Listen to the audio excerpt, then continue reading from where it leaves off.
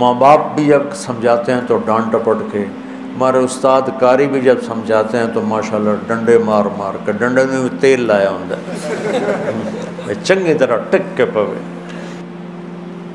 میں نے طالب صاحب جو ہمارے سپرنٹینڈنٹ تھے سینٹرل ماڈل اسکول میں، سب سے زیادہ میں نے ان کی مار کھائی وہ ایسے ٹکا کے مارتے تھے نا، ایک ہاتھ یہاں رکھتے تھے اور اتنا بڑا ہوتا تھا سیف جس میں وہ سوٹی پڑی ہوتی تھی، اور خالد میلہ میرا جگری یار 55 سال سے میری اس کے ذمہ ہوتا تھا ڈنڈا نکال کے لانا، تو ڈنڈا لانے والا میرا یار ہوتا، اور وہ ایسے اندر اتر جاتا تھا وہ ڈنڈا، اور ہماری ہائے ہائے ہوتی تھی۔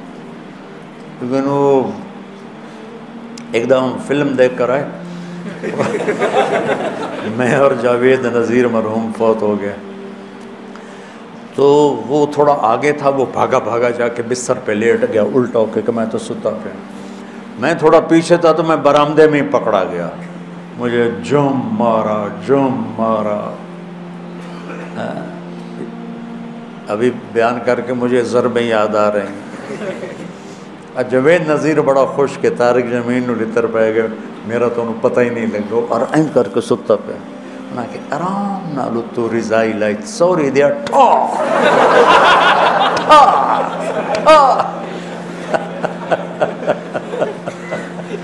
یہ بہت غلط طریقہ ہے، بہت غلط طریقہ، پتہ نہیں کہاں سے آ گیا۔ دینی مدرسوں کا بھی یہی حال ہے، اور یہ اسکولوں کا بھی یہی حال ہے، اور ماں باپ کا بھی یہی حال ہے کہ ماں باپ اپنی بات اتارنا چاہتے ہیں ڈنڈے کے ساتھ، شدت کے ساتھ، سختی کے ساتھ۔ کئی دفعہ میرے پاس معصوم بچیاں بچے جو وہ میرے نمبر، میرا پرچہ اچھا نہیں ہوا، اب میرے نمبر تھوڑے آئیں گے، میرے ماں باپ مجھے بونڈ ڈانٹیں گے، میں کیا کروں؟ میں نے کہا پتر میں کی کروں، کوئی دم ضرور پڑا، کوئی تو تعویذ دے ماں۔ وہ نادان ماں باپ ہیں جو بچوں کو کم نمبر آنے پہ ڈانٹتے ہیں۔ ان والدین نے اپنی سب سے قیمتی دولت برباد کر دی، اے پر، بی پر، سی پر۔ اس کو تعلیم تھوڑا ہی کہتے ہیں، تعلیم تو سمجھ کا نام ہے، رٹا لگا کے پڑھ لینے کا نام تو تعلیم نہیں ہے۔ ہمارا ایک دوست تھا ان پڑھ، اور وہ بہت بڑا کاروباری، سمجھ کا تعلق پڑھائی سے نہیں، تو اس نے کپڑے کے شرٹس کی دکان کھولی، تو اس کی بیوی پڑھی لکھی تھی، اس نے کہا دیکھو 1 shirt for 1 pound and 3 shirts for 2 pound، اے تو یاد کر لے، جڑا گاہ کب تو انہوں اے آکھنا ہے ٹھیک ہے۔ اب ایک عورت آئی، وہ راستہ بھول گئی تھی، وہ اس کے سٹور میں آ گئی، اس نے راستہ پوچھا کہ ایجیکس کا راستہ کدھر ہے؟ ان کا 1 shirt for 1 pound and 3 shirt for 2 pound۔ اس کو حیران ہو کے دیکھنے لگی، اس نے پھر اپنی بات دہرائی، اوپر کہنے لگا 1 shirt for 1 pound 3 shirt for 2 pound۔ وہ ہنستی باہر گئی، ایک بندنو لے کے آئی، اس نے اس کو بتایا، تو اس نے کہا یہ تم سے شرٹ نہیں خرید رہی، یہ بھول گئی ہے، تم سے راستہ پوچھ رہی ہے، اور تم اسے 1 shirt for 1 pound بتا رہے ہو، تو یہ کہہ رہی ہے کہ اسے کہو میرے گھر آ جایا کرے، میں اسے مفت میں انگریزی پڑھا دوں گی۔ تو ہمارے جو آج کل کے والدین ہیں نا، وہ ایسی تعلیم کے پیچھے ڈنڈے اٹھا کے کھڑے ہوئے ہیں کہ بس تیرا اتنے اے آنے چاہیے، اے آنا، اچھے انسان بنے، رزق یہاں لکھا ہے، ڈگریوں پہ نہیں لکھا ہو۔ ہمارے والدین نے بچوں کو مریض بنا دیا، انہوں نے ڈپریشن میں کا شکار کر دیا، پریشر ڈال کے ہمارے والدہ نے پڑھایا سے پر پریشر نہیں ڈالا، چونکہ ہم تو ہاسٹل میں رہتے تھے۔ ایک دفعہ گورنمنٹ کالج لاہور ماشاءاللہ میرے 1000 میں سے 90 نمبر آئے،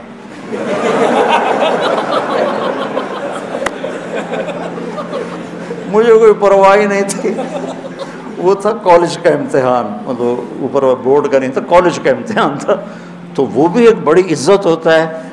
میں بڑے فخر سے بتاتا کوئی ہے جندے 1090 آئے ہوں، میرے آئے۔ تو ہدایت ہوتا ہے کسی کو پیار محبت سے سمجھا کے انجام بتانا۔ ہمارے بچے تو ذبح ہو گئے اسکولوں پر اور پڑھائیوں پر اور ٹیوٹر اور ٹیوشن سینٹر. ان بیچاروں کی جو پنپنے کی عمر تھی، بڑھوتری کی اور عقل کی گروتھ کی عمر تھی، وہ ساری برباد ہو جاتی. پھر جو ہی سر نکالتے ہیں نافرمان ہوتے، چونکہ ان کے جو نیورونز ہوتے ہیں وہ 3 سال کی عمر میں اسکول جاتے ہیں، وہ جلنا شروع ہو جاتے ہیں. اسی میں پیچھے سے کرنٹ زیادہ آ جائے تو یہ پھٹ جائیں گے، ٹوٹ جائیں گے.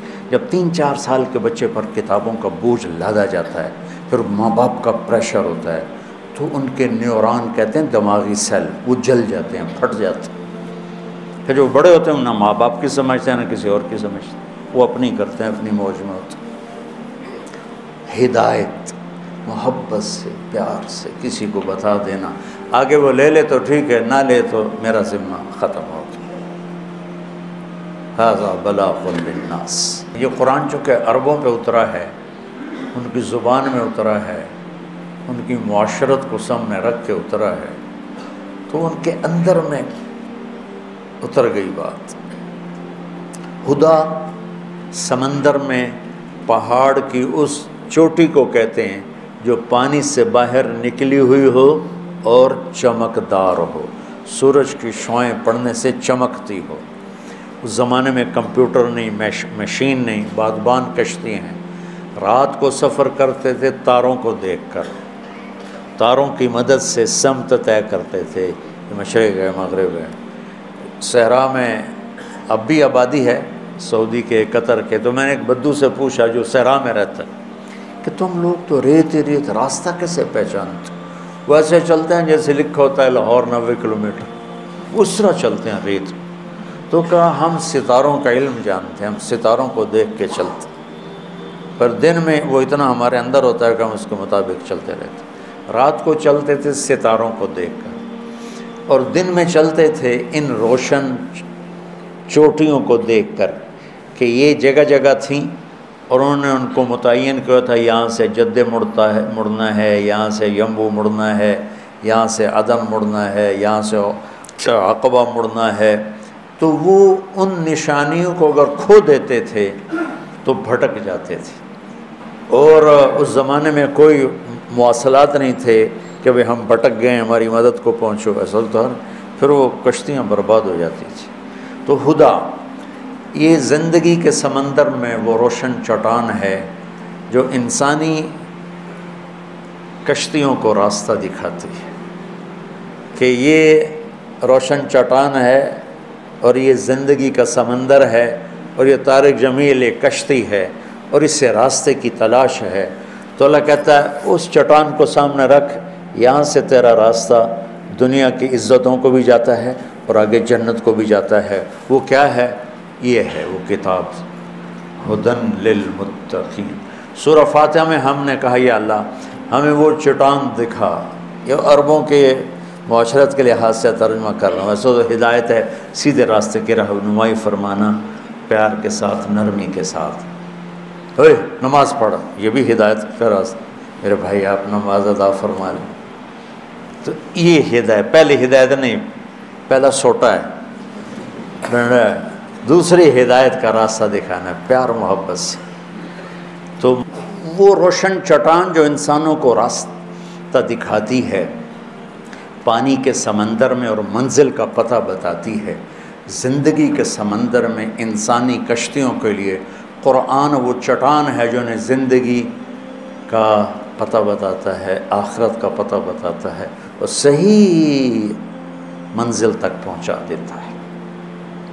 جب اللہ نے ہم نے اللہ سے دعا مانگی یا اللہ میں ہدایت دے، تو اللہ نے ہماری دعا قبول کر کے فرمایا الف لام میم ذالک الکتاب لا ریب فیہ ھدی للمتقین.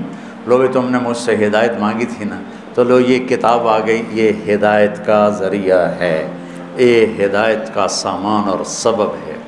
اور یہ ذالک الکتاب لا ریب فیہ میں ایسا دعویٰ ہے جو کائنات میں نہ کوئی کر سکتا ہے، نہ کرے گا، نہ کسی کے بس میں ہے سوائے اللہ کے. جو کچھ اس میں لکھا ہے اس میں کوئی شک نہیں.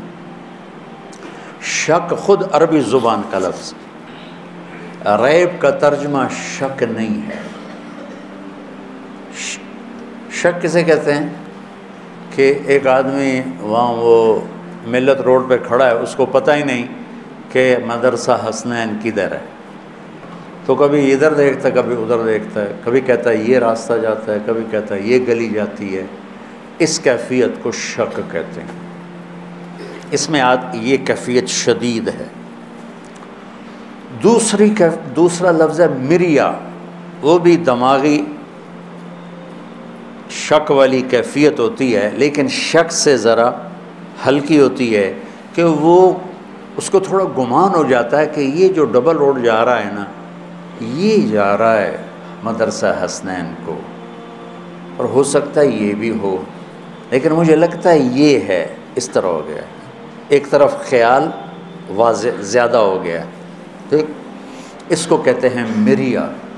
ریب کسے کہتے ہیں کہ وہ یہاں گرین ٹاؤن چوک پر آتا ہے اور ایک سیکنڈ کے لیے کہتا ہے مدرسہ حسنین کدھر ہے؟ اب یہ کدھر ہے بھی پورا نہیں ہوا کہ اس کی نظر پڑ جاتی ہے ہمارے بورڈ پر مدرسہ حسنین، وہ کدھر، وہ یہ بھی زیادہ ہے، یہ بھی زیادہ ٹائم ہے۔ ایک لمحے کے تردد کو عربی میں ریب کہتے ہیں، ایک لمحے کی ابتدا میں تھوڑا تردد اور اسی لمحے کے آخر میں وہ تردد ختم ہو گیا، اسے عربی میں ریب کہتے ہیں۔ تو وہ شہنشاہ کہہ رہا ہے وہ میرے بیوقوف بندو، وہ میرے پیارے بندو، اللہ تعالیٰ لاڈ سے پکارتا ہے، کبھی ڈانٹ کے پکارتا ہے، وہ میرے بندو میری کتاب میں تو ریب بھی نہیں ہے کہ ایک کھٹک ٹک ٹک بھی زیادہ ہے، اتنی دیر کا بھی کھٹکا نہیں ہے، تو مریا شک اس میں کہاں آئے گا؟ جو اتنی طاقتور کتاب ہو تم اسے چھوڑ کے لوگوں کے پیچھے بھاگ رہے ہو، کتنے بے وقوف۔